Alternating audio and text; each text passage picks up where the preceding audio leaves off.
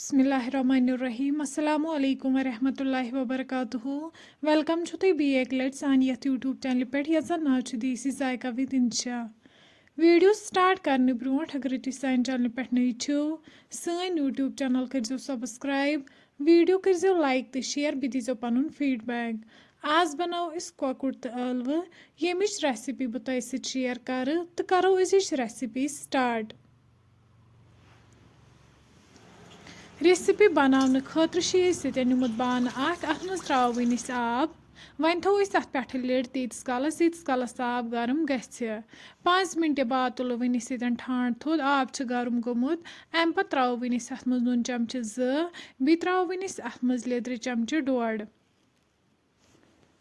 युथी अत मज leather throw अम पे त्रो वन अत मज कॉकुर साफ कर थोमुत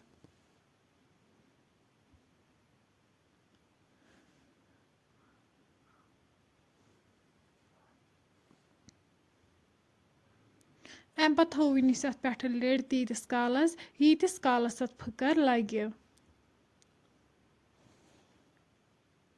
10 मिनट बाद तुलो वन ठांड थोद तुम हेको वुचित अत असल पे फकर लोगमुत अम पे वालो वन बान बोन वन थो ब्याक बान अत मज त्रो वन तेल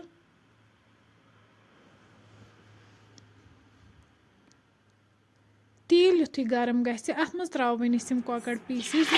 असल पे फ्राई करें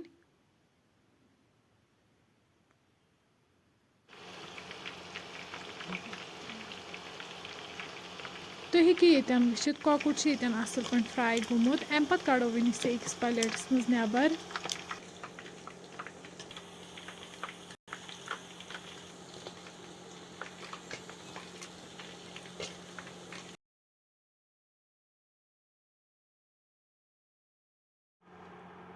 अम पे त्रो वन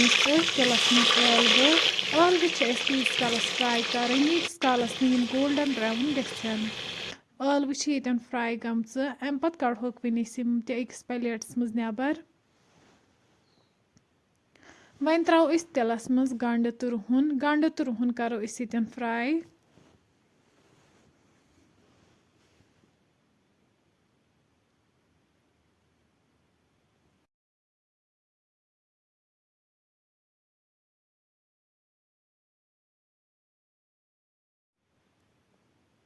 गंड तो रुहन युथी फ्राई गि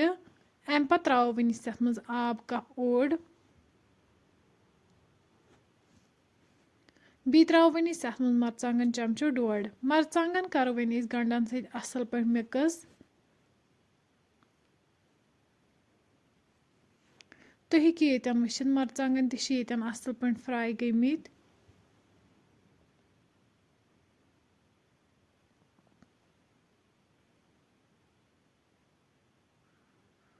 अम पे करो वन अत मज कॉकुर ऐड फ्राई कर थोमुत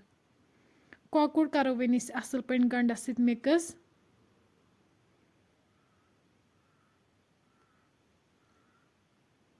युथु यह अत सत असल पे मिक्स गि तुम हेको वुचित यह असल पे मिक्स गोमुत अम पे करो वन अत मज ऐड ये चिकन स्टॉक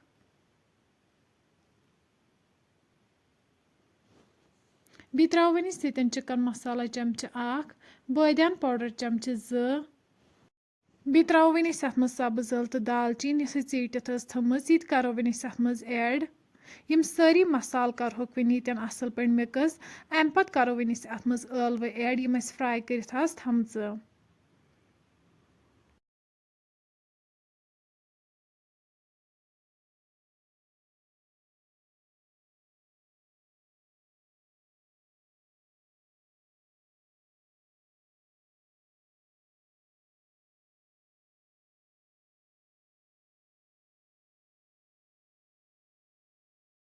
वन थो अत पे ठांड तीस कालस अमिच ग्रेवी कम गि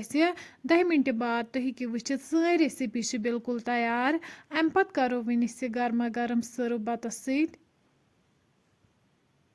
फ्रेंड्स तुम हेको वुचित सान अजिच रेसिपी बिल्कुल तैयार अगर तुम सोन अजुक वीडियो पसंद आमुत सान यूट्यूब चैनल करो सब्सक्राइब वीडियो करो लाइक तो शेयर बे दीजो पन फीडबैक अल्लाह हाफिज।